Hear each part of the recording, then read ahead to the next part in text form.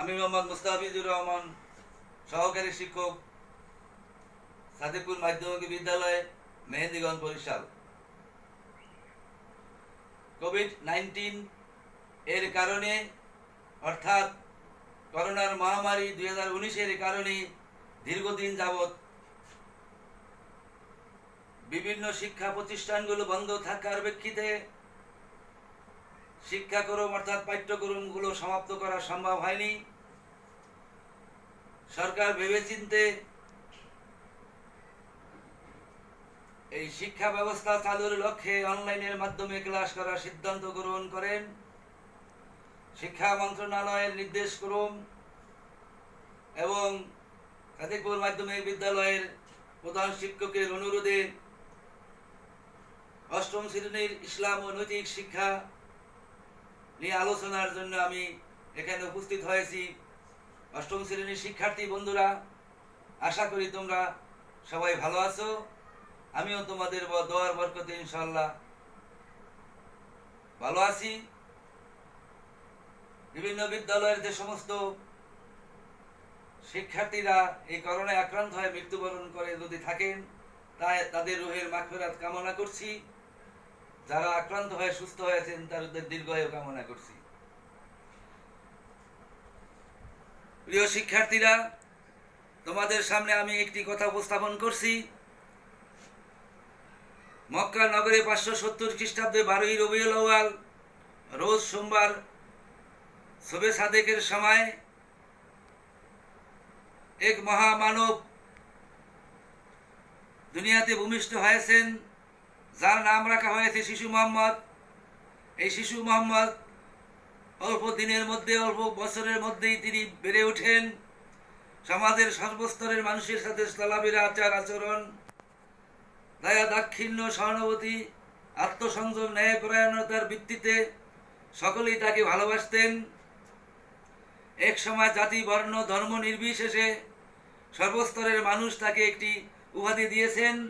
এই উপাধি সম্বন্ধে তোমাদের কি ধারণা আছে? অবশ্যই আছে। যেমন তাকে আলামিন বলে ডাকতেন। আলামিন শব্দের অর্থ বিশ্বাস। এই বিশ্বাসের আরবি হচ্ছে ইমান। ইমান হচ্ছে এক বচন, বহু বচনে হচ্ছে আকাইদ। ইমান দ্বারা একটি বিষয়ের উপরে বিশ্বাস স্থাপন করাকে বোঝায়, আর আকাইদ দ্বারা কতগুলি বিষয়ের উপরে বিশ্বাস স্থাপন করাকে বোঝায়। আজকে তোমাদেরকে এই ইমান নিয়ে আলোচনা করব। তোমরা সবাই ধীর স্থিরভাবে মনোযোগ সহকারে দৃষ্টি আকর্ষণ করে আমার কথাগুলো মুখস্থ এবং কণ্ঠস্থ করবা, এই আশাবাদ ব্যক্ত করে আমি আমার আলোচনা শুরু করছি। ইসলাম ধর্মের অনুসারী হওয়ার জন্য সর্বপ্রথম মৌলিক কতিপয় বিষয়ের প্রতি বিশ্বাস স্থাপন করতে হয়। যেমন আল্লাহ তাআলা, নবী, রাসূল, আখিরাত ইত্যাদি বিষয়ের উপরে বিশ্বাস স্থাপন করা।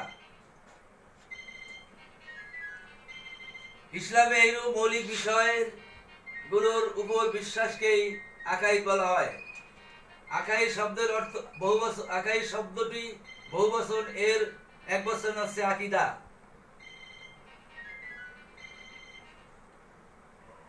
এই বিষয়গুলোর উপরে বিশ্বাস করতে হবে। এর যে কোনো একটি অবিশ্বাস করলে কেউ মুমিন হতে পারবে না। আর আমরা এই অধ্যায়ে কি কি জানতে পারবো? ইমানের পরিচয় ও তাৎপর্য বিশ্লেষণ করতে পারবো। ইমানের মূল 7টি বিষয় সম্পর্কে আমরা জানতে পারবো।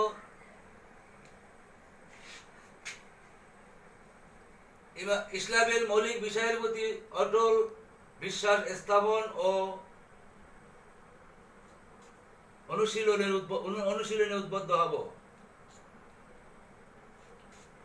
নবী রাসূলের সংখ্যা, নবী রাসূলের পার্থক্য, এই বিষয়ে আমরা বিশ্লেষণ করতে পারবো। ঈমান শব্দের অর্থ বিশ্বাস। ইসলামের মূল বিষয়গুলোর প্রতি বিশ্বাসকেই ঈমান বলা হয়। প্রকৃত অর্থে আল্লাহ তাআলা, নবী, রাসূল, আখিরাত, তাকদীর ইত্যাদি বিষয়ের মনে প্রাণে বিশ্বাস করা ও মেনে নেওয়াই হলো ঈমান। যে ব্যক্তি এই বিষয়গুলোকে আন্তরিকভাবে বিশ্বাস করেন তিনি হলেন মুমিন। ঈমানের তিনটি দিক রয়েছে। একটি হলো অন্তরে বিশ্বাস করা, দ্বিতীয়টি হচ্ছে মুখে স্বীকার করা এবং তদ অনুযায়ী আমল করা। অর্থাৎ ইসলামের যাবতীয় বিষয়ের প্রতি আন্তরিক বিশ্বাস, মৌখিক স্বীকৃতি ও তদ অনুযায়ী আমল করার নাম হলো ঈমান। প্রকৃত মুমিন হওয়ার জন্য এই তিনটি বিষয় থাকা জরুরি। কেউ যদি শুধু অন্তরে বিশ্বাস করে কিন্তু মুখে স্বীকার না করে, তবে সে প্রকৃতপক্ষে ঈমানদার বা মুমিন হিসাবে গণ্য হয় না। আবার মুখে স্বীকার করে অন্তরে বিশ্বাস না করলেও কোনো ব্যক্তি ঈমানদার হতে পারে না। বস্তুত আন্তরিক বিশ্বাস, মৌখিক স্বীকৃতি ও তদ অনুযায়ী আমলের সমষ্টি হলো প্রকৃত ঈমান। ঈমানের 7টি বিষয় এর বিবরণ। ঈমান বা বিশ্বাসের মৌলিক বিষয়ের মোট 7টি। মুমিন হওয়ার জন্য এই 7টি বিষয়ের প্রতি বিশ্বাস স্থাপন করতে হবে। এই পাঠে আমরা ঈমানের 7টি বিষয়ও এর বিস্তারিত আলোচনা করব। প্রিয় শিক্ষার্থীরা, এই চার্টে আরবি একটি লেখা তোমরা লক্ষ্য করো।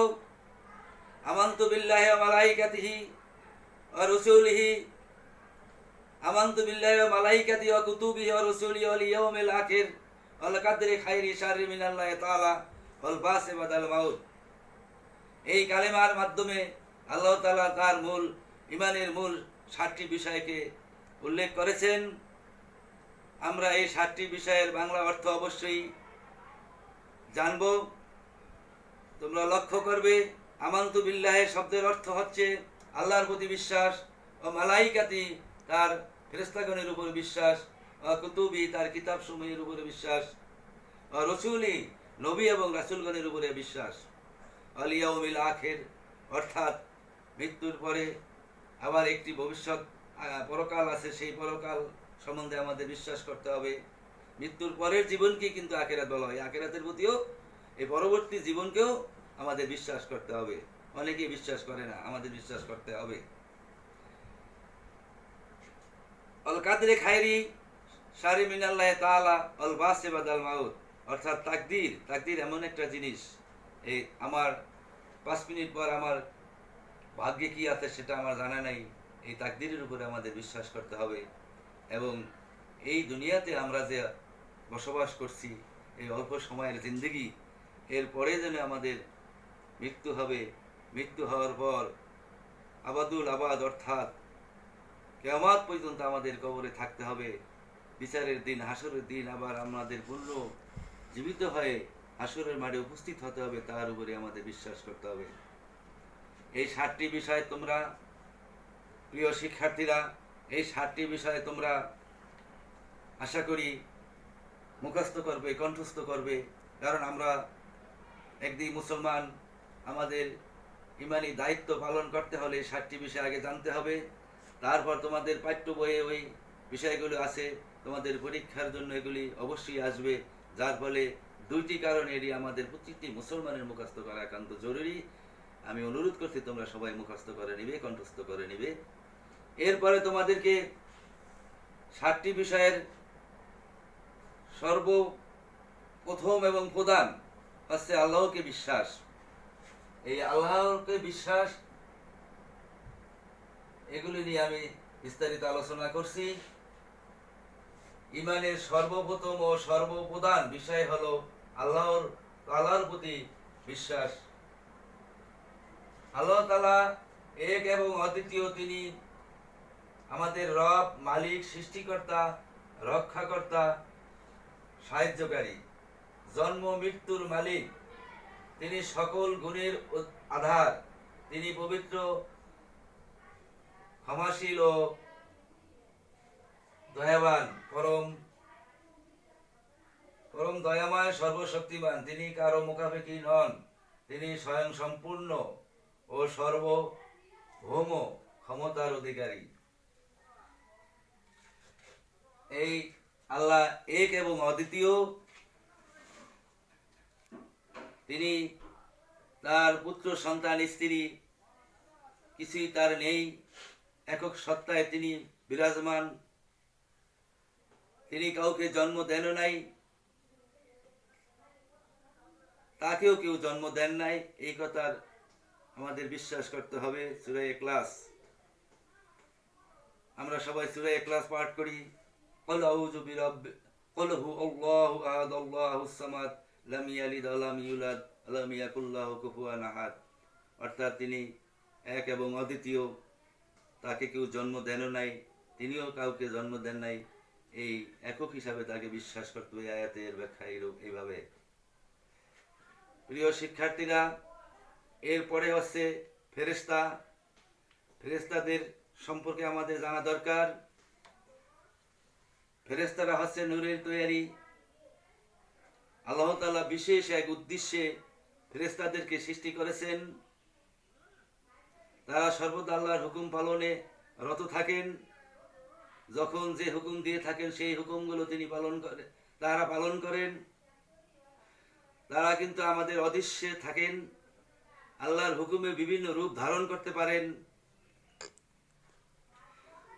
ফেরেশতারা হচ্ছেন, তারা পুরুষও নন, মহিলাও নন, তাদের আহার নিদ্রার কোনো প্রয়োজন নেই, খাওয়া দাওয়ার প্রয়োজন নেই।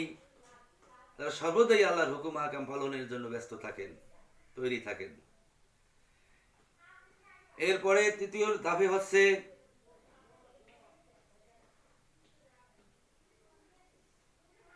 কিতাব সমূহ। কিতাব বলতে বিভিন্ন বই পুস্তক আছে। প্রিয় শিক্ষার্থীরা, তোমরা কিতাব বলতে পুস্তক, কিন্তু এটা আমাদের অন্যান্য পুস্তক নয়। আমাদের ইসলাম ধর্মের যে মনোনীত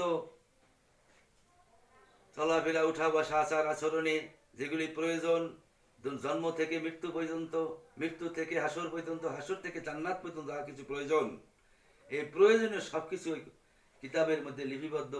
আমাদের সর্বশেষ এবং সর্বশ্রেষ্ঠ গ্রন্থ আল কোরআন, এই কোরআনের মধ্যে এগুলি লিপিবদ্ধ আছে। এই কিতাব সমূহের উপরে বিশ্বাস করতে হবে। আল্লাহ তাআলা মানুষ যখন পাপাচারে লিপ্ত হয়ে যান, গুমরাহির পথে চলে যান, মারামারি, কাটাকাটি, রাহাজানি, হানাহানি, এমনি ভাবে মানুষ লিপ্ত হয়ে যান, আল্লাহকে ভুলে যান, তখন আল্লাহ মানুষকে হেদায়েতের জন্য কিতাব প্রেরণ করেছেন, পাঠিয়েছেন, নাজিল করেছেন। আমাদের এই কিতাবের উপরে বিশ্বাস স্থাপন করতে হবে। তাহলে আসমানি কিতাব হচ্ছে 104 খানা। শিক্ষার্থীরা, তোমরা অবশ্যই খেয়াল করবে আসমানি কিতাবে কতখানা? 104 খানা। 104 খানা কিতাবের মধ্যে 100 খানা হচ্ছে সহিফা, আর প্রধান হচ্ছে 4টি। প্রধান 4টি কিতাবের নাম হচ্ছে তাওরাত, জাব্বুর, ইনজিল, কুরআন। তাওরাত নাজিল হয়েছে হযরত মূসা আলাইহিস সালামের উপরে, ইনজিল হযরত ঈসা আলাইহিস সালামের উপরে, আর জাব্বুর হযরত দাউদ আলাইহিস সালামের উপরে। আর কোরআন নাজিল হয়েছে যাকে সৃষ্টি না করলে দুনিয়া সৃষ্টি হতো না, তার উপরে। এবং এই কোরআনে জন্ম থেকে মৃত্যু, মৃত্যু থেকে কবর, কবর থেকে হাসর, এবং পৃথিবীর চলাফেরার ক্ষেত্রে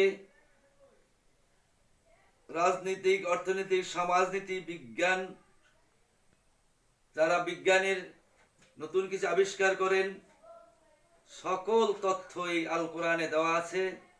এইগুলি বিশ্বাস করতে হবে। এই কিতাব সমূহের উপরে বিশ্বাস করতে হবে। বিভিন্ন সময়ে অনেক কবি, সাহিত্যিক, তারা এই কোরআনের আয়াত যখন নাজিল হন তখন তারা অবিশ্বাস করতেন। তখন মহানবী সাল্লাল্লাহু আলাইহি সাল্লামের এক সন্তান ছিল কাসেম। এই কাসেম মৃত্যুবরণ করার পরে ইহুদিরা পরস্পর বলতে লাগলেন, মুহাম্মদ সাল্লাল্লাহু আলাইহি সাল্লামের পুত্র যখন মারা গিয়েছেন, তিনিও যখন মারা যাবেন, তখন তার ধর্ম আর থাকবে না, তিনিও থাকবেন না, তার ধর্ম থাকবেন না। আসলে তিনি কি নির্বংশীয়াবান, অর্থাৎ আটকুরা। এই কথা বলার পরে তার মন খারাপ হয়ে যায়। তখন এই সূরা অবতীর্ণ হয়, ইন্না আতাইনাকাল কাউসার ফাসাল্লি লিরাব্বিকা ওয়ানহার। অর্থাৎ হে নবী, আপনি বেশি বেশি নামাজ পড়ুন, কোরবানি করুন, আপনার জন্য আমি কাউসার দান করছি। যারাই আপনাকে এই ধরনের কথাবার্তা বলছে তারাই একসময় নিঃশেষ হয়ে যাবে, ধ্বংস হয়ে যাবে। তাইলে এই সূরা কাউসার, এই সূরা কাউসারের সর্বশেষ ইন্না আতাইনাকাল কাউসার ফাসাল্লি লিরাব্বিকা ওয়ানহার শেষের আয়াতটুকু মহানবী সাল্লাল্লাহু আলাইহি সাল্লাম আর সমাজে প্রকাশ করলেন না। এই আরবের বড় বড় কবি সাহিত্যিকদেরকে বললেন, তোমরা বাকি আয়াতটুকু মিলিয়ে দাও। এই আয়াত মিলাতে যে অনেক দিন, অনেক সময়, অনেক মাস, অনেক বছর লাগিয়ে দিলেন, কিন্তু কেউ এই আয়াতকে সে আর মিলাতে পারলেন না। তখন এই কোরআনকে রিসার্চ করতে গিয়ে তারা দেখলো যে এটা একমাত্র আল্লাহর বাণী, এটা আর অন্য কোনো মানুষের বাণী হতে পারে না। তখন তারা ইসলাম গ্রহণ করলেন।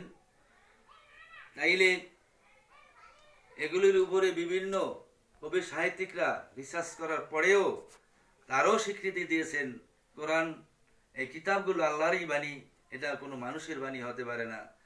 তাইলে শিক্ষার্থীরা আমাদের এই কিতাব সমূহের উপরে বিশ্বাস করতে হবে। এরপরে আছে নবী রাসূলগণ। মানুষ যখন পাপাচারে লিপ্ত হয়ে যায় তখন আল্লাহ তাআলা নিষ্পাপ নির্লোভ এবং সৎ, ভালো, দয়ালু এরকম মানুষের উপরে এই নবী আল্লাহ দায়িত্ব দিয়ে থাকেন। যাদের উপরে কিতাব নাজিল হয়েছে তারা হচ্ছে নবী এবং রাসূল, আর যাদের উপরে শুধু নবী আল্লাহ দায়িত্ব দিয়েছেন, কিতাব নাজিল হয় না, তারা শুধু নবী। তাহলে এখানে একটি প্রশ্ন আছে, নবী এবং রাসূলের পার্থক্য।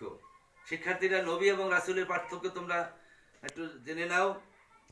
যাদের উপরে আল্লাহর ইসলামের দায়িত্ব পালনের দায়িত্ব দিয়েছেন তারা শুধু নবী, আর যাদের উপরে দায়িত্ব দেওয়ার পরে